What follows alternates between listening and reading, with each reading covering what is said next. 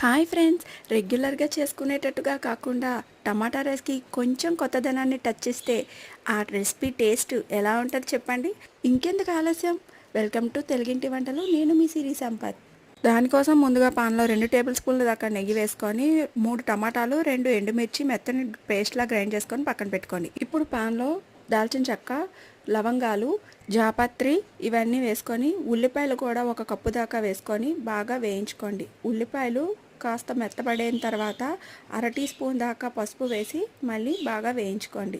ఉల్లిపాయలు బాగా గోల్డెన్ బ్రౌన్లోకి వచ్చిన తర్వాత అందులోనే మనం చేసి పెట్టుకున్న టమాటా ప్యూరీని కూడా వేసి బాగా ఫ్రై చేసుకోండి.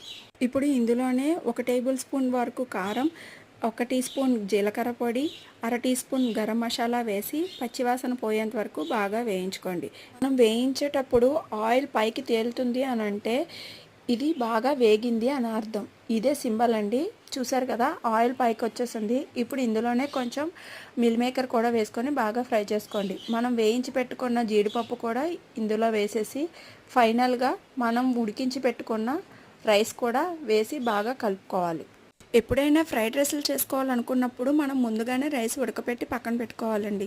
ఎందుకంటే డైరెక్ట్గా మీరు రైస్ ఇందులో వేసినట్టయితే అది ముద్ద ముద్దగా అయిపోతుంది. అదే మనం ఉడకపెట్టి డ్రైన్ చేసి పక్కన పెట్టుకున్నట్టయితే చూసారు కదా ఎంత పొడి పొడిలాడుతూ ఉన్నదో. ఇలా పొడి పొడిగా రావాలంటే మీరు ఈ టిప్పు తప్పకుండా ఫాలో అవ్వండి. మీకు ఏ ఫ్రైడ్ రైస్ అయినా మంచి టేస్ట్ వస్తుంది, అలాగే ఇంట్లో వాళ్ళ దగ్గర మంచి పేరు వస్తుంది. ఈ స్టేజ్లోనే సాల్ట్ సరిపోయిందో లేదో చూసుకొని, సరిపోకపోతే ఇంకొంచెం యాడ్ చేసుకొని అడ్జస్ట్ చేసుకోండి. అంతేనండి. ఈ హడావిడి లైఫ్లో ఎంతో క్విక్గా అయిపోయే టమాటా రైస్ చాలా సింపుల్గా చేసేసాం కదా. మీరు కూడా దీన్ని ట్రై చేసి మీకు ఎలా వచ్చిందా అనేది నాకు కామెంట్ సెక్షన్లో కామెంట్ పెట్టేయండి. రొటీన్గా కాకుండా ఇలా ఇంట్రెస్టింగ్గా చేశారంటే రేపటి లంచ్ కోసం ఎదురు చూడాల్సిందే. మరి ఈ వీడియో మీకు నచ్చినట్టయితే లైక్ చేయండి, షేర్ చేయండి, సబ్స్క్రైబ్ చేసుకోవడం అసలే మర్చిపోకండి.